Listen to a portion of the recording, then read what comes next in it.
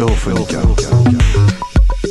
Je le disais, les lanceurs d'alerte sont au cœur d'une actualité brûlante. Affaire des Panama Papers, ouverture dans quelques jours du procès d'Antoine Deltour, à l'origine des LuxLeaks, ou encore de la situation de l'exilé Julian Assange, fondateur de Wikileaks. Bref, les exemples sont nombreux et les enjeux sont importants.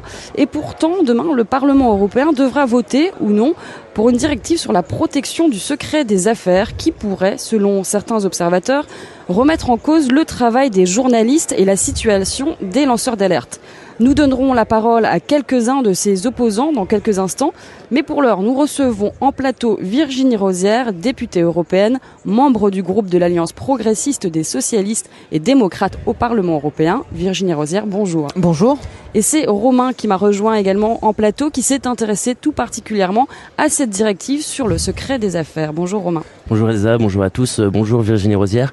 Vous aviez dans un premier temps exprimé vos craintes quant à cette directive, mais par la suite, le texte, après son examen en commission, les amendements qui y ont été apportés, vous l'avez qualifié de bon compromis. Quels sont les éléments qui vous ont rassuré ? En fait, je sais que je vais apparaître un petit peu à contre-courant parce que moi je suis persuadé que le texte tel qu'on l'a transformé, tel qu'on l'a modifié aujourd'hui, constitue une protection supplémentaire pour les journalistes et les lanceurs d'alerte. Ça a été tout l'objet du combat qui a été le nôtre. Ça a été un combat difficile, mais sur lequel on a obtenu de réelles avancées. Vous avez parlé de la situation au Luxembourg.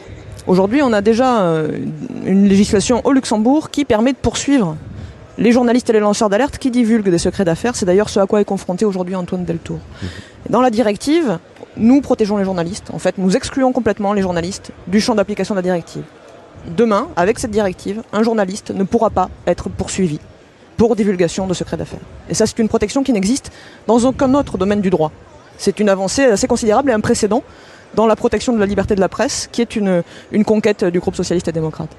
Mais pourtant, cette dernière version du texte qui doit être votée demain, elle ne convainc pas tout le monde. De nombreuses ONG, collectifs, journalistes, membres de la société civile réclament l'abandon de cette directive. C'est ce que nous explique Martin Pigeon, il est chercheur au Corporate Europe Observatory. Le problème, c'est que ce ne sont que des exceptions qui sont apportées à une règle générale posée par la directive, qui est que quiconque obtient, utilise ou publie une information qu'une entreprise qualifierait de secret d'affaires peut être poursuivi par celle-ci devant la justice. Et ce sera ensuite au juge de faire la part des choses et d'estimer au cas par cas si les plaintes sont fondées ou pas. Au bout du compte, si vous voulez, le problème principal est celui-ci, c'est qu'on a affaire à un texte qui ouvre un droit aux poursuites de la part des entreprises, et ce à destination de personnes et d'entités qui n'ont rien à voir avec des concurrents. Alors plutôt qu'une directive justement sur le secret des affaires et sa protection, certains auraient voulu plutôt une vraie directive sur la protection des lanceurs d'alerte. Alors est-ce qu'on ne peut pas voir comme Martin Pigeon dans cette règle posée une prévalence de l'intérêt des entreprises plutôt que celui des citoyens, de leur information dans les priorités de la Commission européenne ? Alors il y a deux choses dans ce que vous dites. S'agissant de cette directive, comme je vous le disais, je ne suis pas j'ai discuté avec Ron Pingeon, je suis en dialogue permanent avec les ONG, les associations de journalistes, qui toutes ne sont pas d'accord d'ailleurs. Reporters sans frontières, la Fédération européenne des journalistes salue le compromis qui a été obtenu. Donc là-dessus, honnêtement, on a des points de vue divergents, mais en tout cas, le champ d'application de la directive exclut explicitement les journalistes. Et ça, c'est quelque chose qui est très clair de l'article 1er jusqu'à l'article 5, donc on est hors du champ. Après, s'agissant des lanceurs d'alerte et d'une législation spécifique, c'est aussi une demande très forte de notre groupe. Ça fait partie des conclusions de la commission Taxe, une commission qui a été créée suite justement à l'affaire LuxLeaks, qui demande une protection des lanceurs d'alerte. Et nous sommes aujourd'hui en discussion assez ferme avec la Commission européenne pour avoir un engagement de la part de la Commission dès cette session plénière pour justement mettre en place une protection des lanceurs d'alerte. Parce que on ne peut pas demander à une directive sur un domaine spécifique qui est le secret des affaires de couvrir toutes les situations des lanceurs d'alerte. Ça doit faire l'objet d'un texte spécifique et nous sommes en discussion avec la Commission. Nous espérons vraiment avoir un engagement très ferme de la part de la Commission parce que vous savez, les lanceurs d'alerte au Luxembourg aujourd'hui, indépendamment de la directive d'ailleurs, ils sont Antoine Deltour déjà incriminés par l'intermédiaire du secret d'affaires, mais dans d'autres cas ça peut être de la diffamation, ça peut être des accusations de vol, de rupture d'accord de confidentialité. Donc ce sont des publics qui sont très fragiles et qu'on doit pouvoir protéger indépendamment du ressort juridique qui est utilisé pour les mettre sous pression. Alors vous évoquez justement l'intérêt de faire une vraie protection de ces lanceurs d'alerte-là. Vous évoquez que le compromis est partagé par certaines personnes, mais des personnes comme Julian Assange, qui sont quand même des personnes aussi des lanceurs d'alerte très importants pour la société civile, Wikileaks bien entendu, on en a beaucoup parlé. Il était invité hier à s'exprimer par la gauche unitaire, il disait « Les pays doivent accueillir les lanceurs d'alerte, leur donner un refuge, faire respecter le droit à l'information en Europe, ailleurs dans le monde, et cela pourrait justement être un espoir, permettre à l'Europe, qui traverse une grave crise de légitimité politique et qui ne peut réagir aux inquiétudes des citoyens, de se renouveler.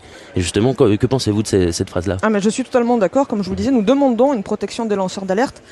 Et ça doit faire l'objet d'une protection au niveau européen. Nous attendons une prise de position de la Commission européenne sur ce sujet et j'ai bon espoir qu'on ait une prise de parole. Ça fait vraiment, ça a animé nos débats, mais pas. On n'a pas attendu les Panama Papers pour ça.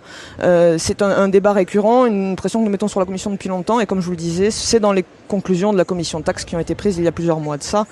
Et puis vous avez abordé en préambule la question de la réforme de la directive comptable, de la transparence fiscale. Là aussi, le Parlement européen n'a pas attendu les propositions de la Commission qui datent d'hier, puisque dans la même commission à laquelle j'appartiens, nous avons voté une position du Parlement pour le reporting pays par pays transparent, public, dès le mois de novembre dernier. Donc, alors sur les processus d'élaboration de ce type de directive, certaines ONG, et notamment celles qu'on pouvait citer, dénoncent le fait que certains lobbies privés ont beaucoup pesé, plus que des groupes d'intérêt public. Vous évoquez, vous, votre travail avec les ONG. Où est-ce qu'on en est à ce niveau-là, au niveau du travail des commissions ?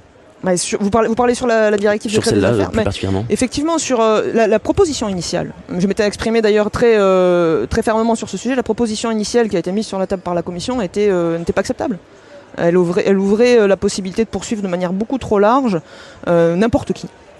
Indépendamment de la protection des secrets commerciaux, les salariés, les lanceurs d'alerte, les journalistes. Et c'est tout l'objet du travail que nous avons fait justement pour circonscrire la possibilité d'utiliser ce ressort juridique. Et comme je vous le disais, on crée des protections qui sont sans précédent dans d'autres domaines du droit, s'agissant des journalistes, des lanceurs d'alerte ou des salariés. Constance Le Grip, qui est donc le rapporteur de la directive, a déclaré ce projet de directive reste une loi cadre qui devra être transposée dans les différents États membres. Nous ne sommes pas dans le cadre d'un règlement applicable à la lettre, mais au contraire, c'est un point qui ne rassure pas du tout les ONG, comme la Ligue des droits de l'homme. On écoute la présidente de la Ligue des droits de l'homme, Françoise Dumont. Il y a d'une part la directive elle-même, et puis il y a aussi la façon dont cette directive va être traduite en droit interne par chacun des États membres. Et là aussi, on veut vraiment alerter l'opinion publique au niveau de chaque pays. Je suis pas sûre que l'opinion publique mesure complètement, quoi. C'est par rapport aux pesticides, c'est par rapport aux médicaments, c'est par rapport à l'environnement. Enfin bon, les enjeux sont extrêmement importants. Alors on entend la crainte de Françoise Dumont à la Ligue des droits de l'homme. Elle espère bien de son côté sensibiliser l'opinion publique pays par pays. Mais les entreprises pourraient également vouloir influencer cette transposition dans le droit des États et faire tomber peut-être les quelques protections justement que vous avez mis en place. Effectivement, il y a un travail de transposition, mais les protections, elles sont déjà dans la directive. Et donc la transposition des États doit respecter ce qui est dans la directive. Et dans la directive, nous avons des protections qui sont extrêmement claires et contre lesquelles ne pourront pas aller les travaux des États. Par exemple, s'agissant des journalistes, il est dit très clairement que toutes les poursuites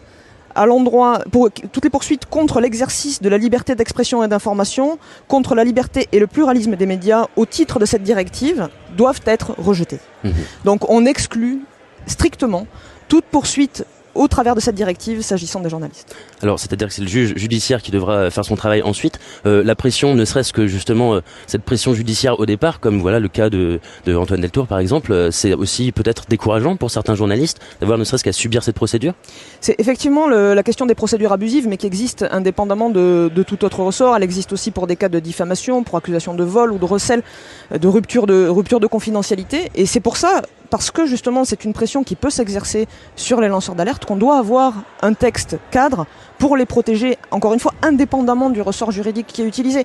Ce sont des personnes qui prennent des risques personnels très forts pour défendre l'intérêt général, et c'est pour ça qu'on doit absolument les protéger pendant cette période pendant laquelle ils sont exposés et soumis à des pressions. Et donc c'est bien pour ça qu'aujourd'hui, nous sommes dans cette discussion extrêmement ferme avec la Commission pour avoir un engagement fort de sa part de protéger les lanceurs d'alerte. Et on attend donc avec impatience ce texte. Alors, moi j'ai une interrogation. Je vois Antoine Deltour, à l'origine des révélations SwissLeaks, qui s'est vu remettre le prix du citoyen européen 2015, mais son procès s'ouvre dans quelques jours. Dans le même temps, le Parlement vote cette directive de protection de droits des affaires avec quelques protections pour les journalistes comme vous l'avez dit. En France, François Hollande se félicite du travail réalisé sur les Panama Papers, mais dans le même temps souhaitait faire passer une disposition similaire à la directive qu'on évoque ici dans la dernière loi Macron, faire passer des lois comme la loi renseignement par exemple qui remettent en cause des libertés individuelles. Est-ce qu'on peut pas voir quand même dans ces contradictions une certaine hypocrisie des politiques ? Ouais, en fait, si vous voulez, il faut pas. Je pense qu'il faut se garder de tout mélanger. Le secret d'affaires, on en a besoin pour lutter contre l'espionnage industriel. Par contre, on doit empêcher absolument qu'il soit utilisé pour réduire au silence toutes les personnes qui contribuent à l'information du public. Et c'est bien tout l'objet de notre travail. Comme je vous l'ai dit, au départ, nous étions opposés à la proposition initiale parce que justement, elle était trop large et elle pouvait être utilisée de manière abusive. Et là, le but, c'est vraiment de cadrer, de circonscrire et d'empêcher les usages abusifs de ce texte. Vous savez, il n'y a aucun autre domaine du droit dans lequel on dit noir sur blanc que utiliser ce motif, c'est une procédure abusive. Là, aujourd'hui, on dit dans la directive que si on utilise le secret des affaires pour poursuivre des journalistes, c'est une procédure abusive. Eh bien, on verra justement comment ça se déroule dans le concret. Pour finir, dernière question, vous pensez que cette directive a de bonnes chances de passer demain au Parlement ? Il y a eu une coalition quand même d'ONG qui s'est opposée à cette Je sais que il y a énormément d'opposition, énormément d'émotions, de mobilisation, et c'est normal parce qu'aujourd'hui on a des scandales qui questionnent justement l'information du public, mais ces préoccupations on les partage. Simplement, ce serait beaucoup plus simple pour moi de vous expliquer qu'on va voter contre cette directive et que comme ça on va défendre le droit à l'information, mais moi je suis persuadé qu'avec ce texte justement, nous sanctuarisons la liberté d'information et la liberté de la presse, et c'est pour ça que je le défends. Je sais que je suis à contre-courant en vous disant ça, c'est un débat permanent, ça fait des semaines et des semaines que la discussion se poursuit avec les ONG et les journalistes, mais moi je crois aux avancées dans ce texte et c'est pour ça que je le défends. Et c'est bien pour ça que nous vous avons invité sur ce plateau. Merci beaucoup en Merci tout cas à vous. Virginie Rosière d'être venue partager votre point de vue sur le plateau d'Europhonica. Donc je le rappelle, la directive pour la protection du secret des affaires est soumise au vote demain au Parlement européen. Nous on va suivre ça de très près.